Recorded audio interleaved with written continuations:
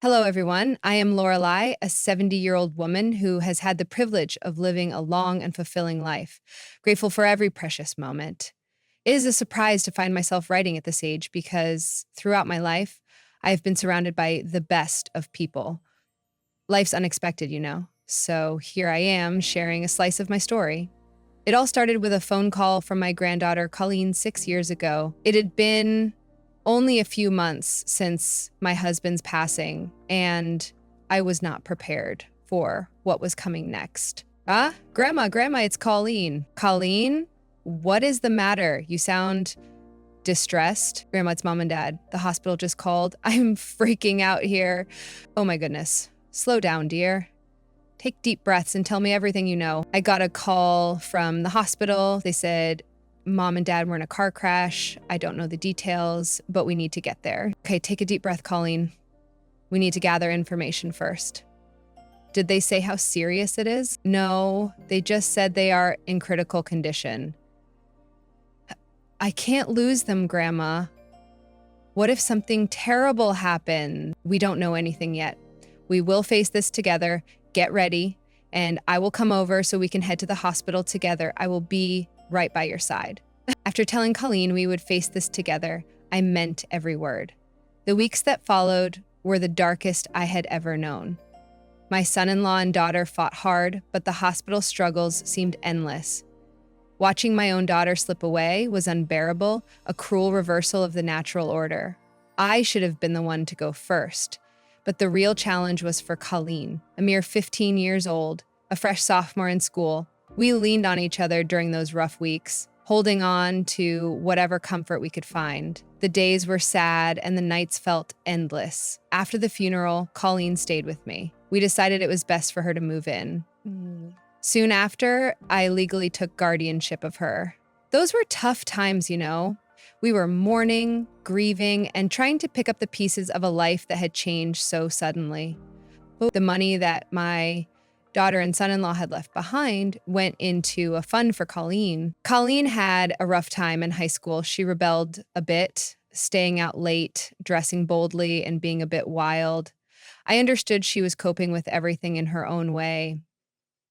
As her guardian, I had to be both grandma and mom. I had to set rules, keep things in order, and provide a motherly presence. It was not easy, but I did my best. We faced challenges, but there were also happy moments. I attended her school events, took photos at her prom with her boyfriend Josh, and tried to be there for her. While I could not replace her mom, I wanted to offer support and guidance. I vividly recall the conversation I had with Colleen after she graduated from school. It was a moment filled with mixed emotions. Colleen was uncertain about what path to take next. We sat down and I assured her that she had time to figure things out. Colleen, we need to talk about your future. Ever thought about what kind of job you would like? Yeah, Grandma, I like taking photos and writing stuff. Maybe something creative. Great. There are classes for that in college, you know, to improve your skills. Well, Grandma, I have been thinking, I am not sure about college. Maybe I want to work for a bit first and see where life takes me. Oh, that's a big decision. College just seems like too much right now. I think I will learn more by living life. I want to move out and be on my own. I see. It's important to follow your heart, but honey, have you thought about how you will make money? Yeah, I will look at part-time jobs, maybe doing some freelance photo and writing stuff. I have thought it through. I have money saved up from Mom and Dad left me. I will use that until I find a job. And yeah, I forgot to mention, I will probably relocate when Josh gets his acceptance letter. We want to move in together. Moving in together is a significant step. Make sure you're prepared for all the changes. I know. Grandma, Josh and I have talked about it. After Colleen moved out, our home felt a bit lonely. I worried about her as she went through different phases. She tried living with Josh, broke up with him, dabbled in photography, and eventually decided on a 6-month cooking diploma. Colleen explored various paths to figure out what she wanted in life. We mostly talked on the phone during this time. She needed space to navigate being an adult, and that's okay. Many young adults go through ups and downs to discover themselves. We would see each other during holidays like Thanksgiving and Christmas, cherishing those moments, but most of the time, Colleen was out there facing life's challenges on her own. It was a year ago when Colleen turned 20. I wanted to make her birthday special, even though we were miles apart. So I booked a bouquet of flowers, got it sent to her apartment, and gave her a birthday call. Hey, honey, happy birthday. Did you like the flowers I sent you? Yeah, they were great, Grandma. I am glad. I'm missing you. What did you do today? Well, nothing much, Grandma. Did you get yourself a cake and celebrate with your friends? Yeah, we met up and we had a cake. It was a small party. Well, I hope you stayed away from alcohol. You are still 20. One more year to go. Actually, Grandma, I wanted to talk to you about something. Of course, sweetheart, what's on your mind? Grandma, I have been feeling a bit lonely lately. I miss being around family, and I was thinking about coming back home and moving in with you. What do you think? Oh, honey, I would love to have you back. You're always welcome here. Yeah, I have been feeling a bit lost. I think being back home with you will make things better. Completely understand, sweetie. You don't have to go through it alone.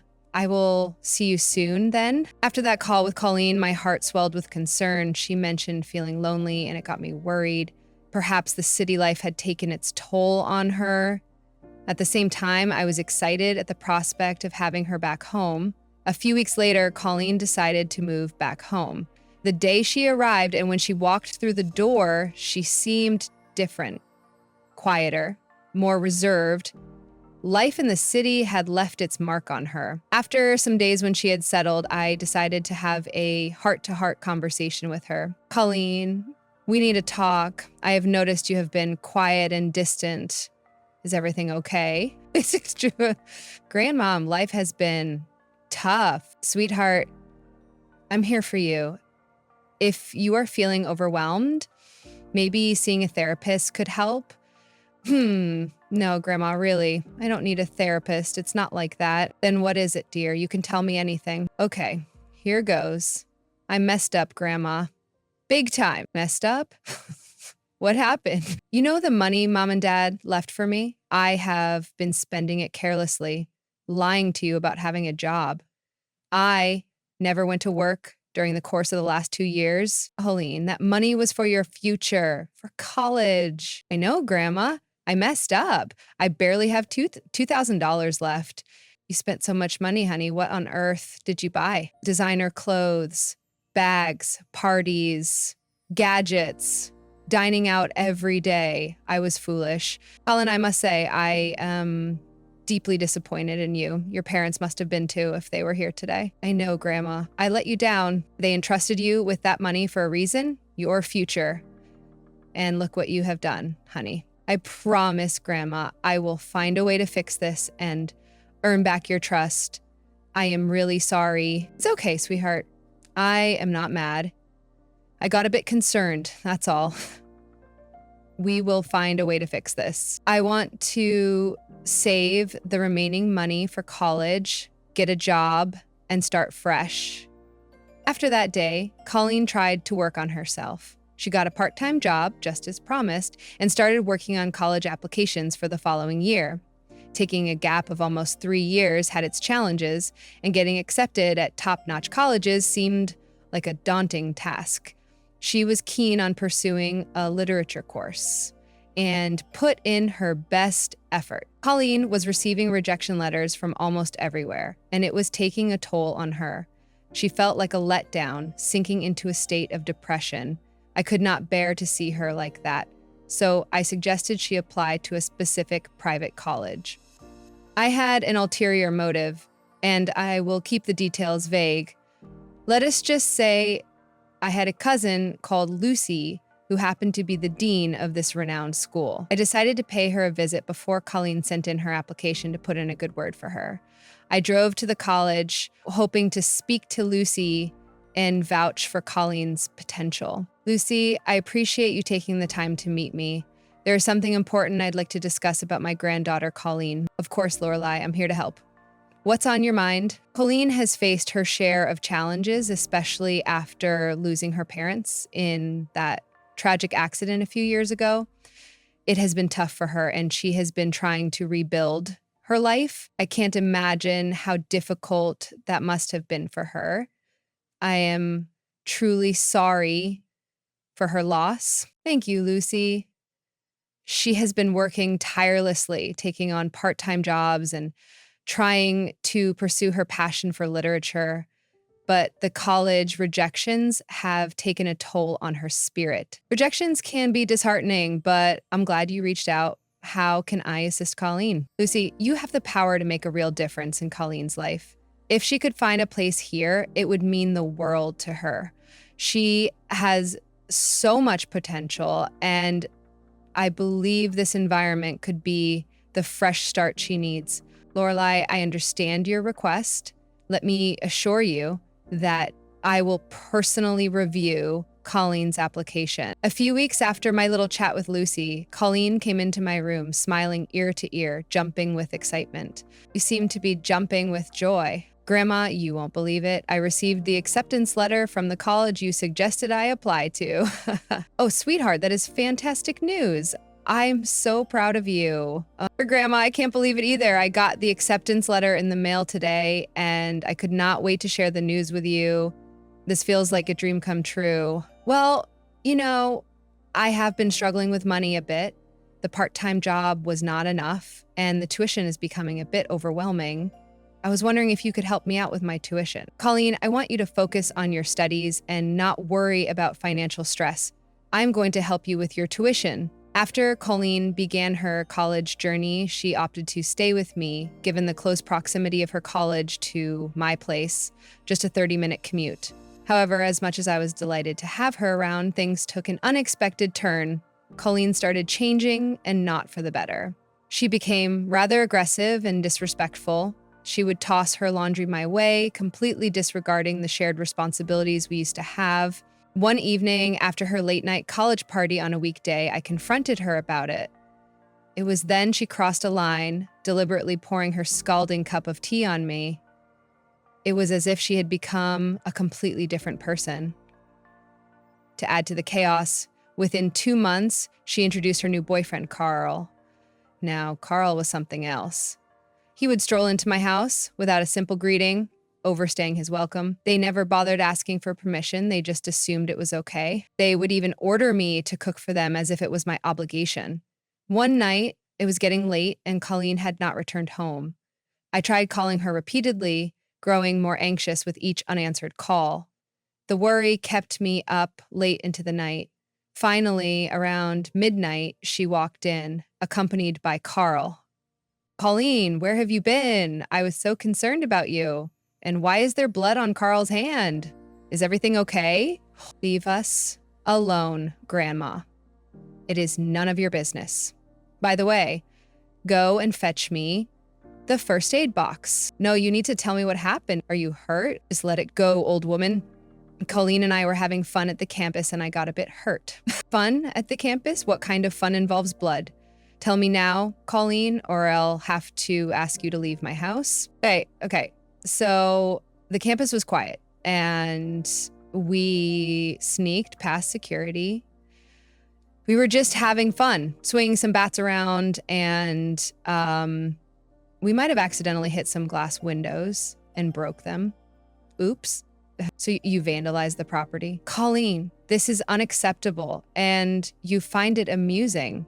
Chill, Grandma. There were no cameras around, and we were wearing masks and baseball caps the whole time. I had my hair up in a bun under the cap. I would pass for a guy, haha. That is reckless behavior, Colleen. You should take responsibility for it. Yeah, take responsibility, Colin. Maybe you need to chill. Well, maybe I will call up and leave them an anonymous tip. You are a weak old woman who does not have the guts to do any of that. Ha! Anyway, we are going to my room. I could not believe the person Colleen had turned into. It felt like she was slipping away, becoming someone I did not recognize. The joyful granddaughter I once knew was now replaced with someone distant and unpredictable. I felt torn between contacting Lucy and telling her about Colleen's recent escapades and, on the other hand, protecting Colleen like we were wearing masks and baseball hats, hiding from the truth. I decided not to confront Lucy and expose Colleen immediately. Instead, I needed a way to make her realize the gravity of her actions. The next day, a Saturday, I had plans to visit a friend for dinner. The evening went surprisingly well. My friend and I enjoyed a lovely dinner, catching up on life and sharing laughter.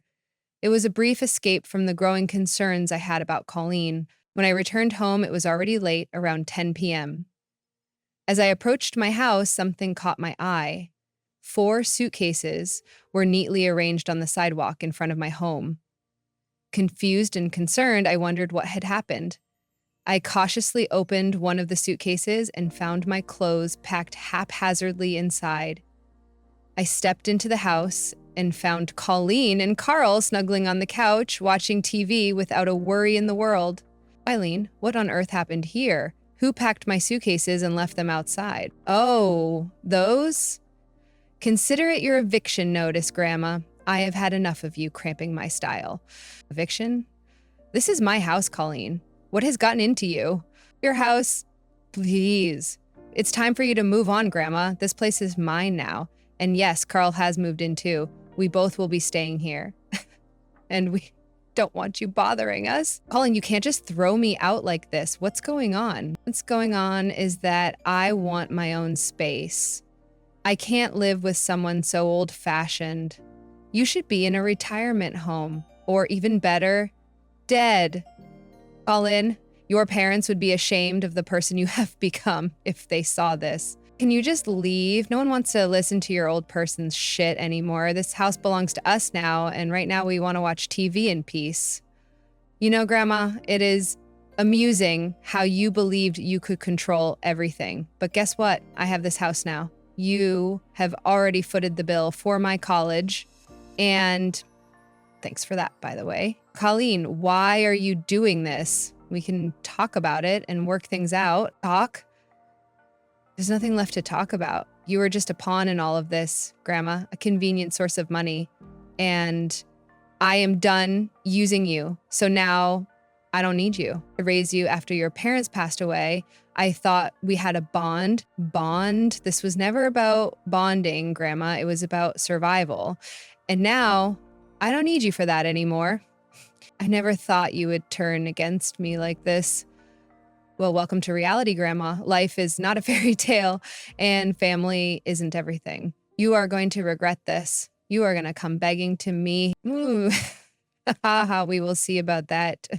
To all my fellow grandmas out there, you would understand the immense strength it takes to look your grandchild in the eye and say, you're going to regret this.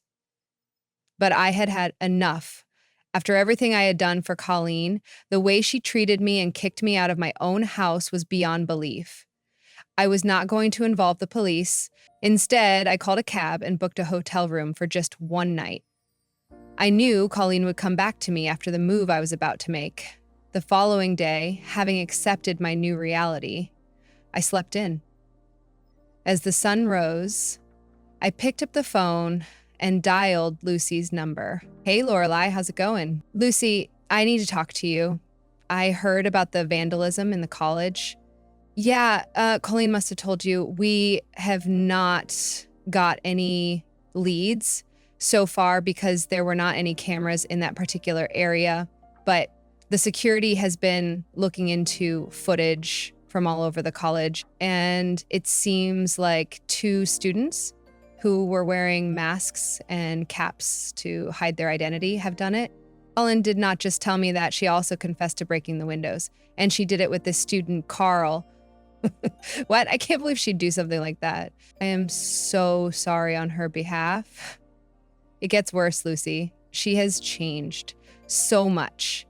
After the incident, she kicked me out of my own house. That's terrible, Lorelai. Where are you right now? I'm currently at a hotel. I want her out of that college. I can't let her continue down this destructive path, and I need to show her how things always don't come and go easily. Lorelai, vandalism is a serious offense. She is going to face many more consequences for that. But for starters, consider her and Carl out of the college. Thank you, Lucy. She needs a wake-up call, and I hope this is it. After calling Lucy, I sat in the hotel room waiting for things to unfold. I extended my stay just in case, unsure of what would happen next. During that time, I reflected on where I might have gone wrong. Colleen was my granddaughter, and I loved her. But at 21, she was a young adult capable of discerning right from wrong. This was not some rebellious teenage phase she was going through. I had forgiven her when she lied about having a job and spent all the money her parents left behind on luxurious things. I even decided to pay for her college tuition, hoping to provide her with a brighter future. Yet, despite all I had done for her, she chose to torment me in my own house, eventually kicking me out just so her boyfriend could move in. As I was reflecting, my phone started ringing, and it was obviously Colleen. I cleared my throat and answered her call. Grandma, why would you do this? Carl and I were told today that we were kicked out of college. I know it was you who ratted us out. Well, you brought it upon yourself, especially after you threw me out of my own house. But Grandma, you know I got rejection letters from everywhere else. This was my only chance. What am I going to do now? I don't even have enough money. I needed that degree for a job. I don't want to be stuck working at Starbucks forever. You should have considered your choices earlier. And there's more to it. Let's just say I pulled some strings to get you accepted in the first place. What, did you talk to someone to put in a good word for me? Yes, and look at how you have let me down. Grandma, I can't believe this. You have ruined my future. Even Carl is furious with me. I helped you pave the way for your future by paying for your tuition. You decided to waste it all on your own. Now, I plan to return home in 2 hours. I expect you to be out by then. What's next? Are you going to call the cops, huh? You have seen what I'm capable of. If you're up for taking a risk, go ahead and find out. Okay, let's calm down. Carl and I will pack our things and leave. 2 hours had passed, and as I pulled up to the house, I noticed Colleen and Carl on the sidewalk, their bags packed, awaiting the taxi. The air was thick with tension. Well, seems you're ready to go. Yeah, thanks to you. You know, on top of everything, we have to do community service. Thanks a lot for making my life a living hell. We have to face the consequences of our actions, Colleen. We are heading to my parents' place for a while. They'll help us figure things out. Unlike you both are very ungrateful. Well, try not to torment them as much as you tormented me. I am living alone now. My thoughts often drift to Colleen. She is an adult responsible for her own decisions. It can be challenging, especially when you're older, trying to be understanding with someone so much younger. You strive to be the bigger person, but everyone has their limits. Worry creeps in, but I remind myself that she has made her choices. Colleen is no longer my responsibility, and I wish her the best to deal with the world, especially with the attitude she has.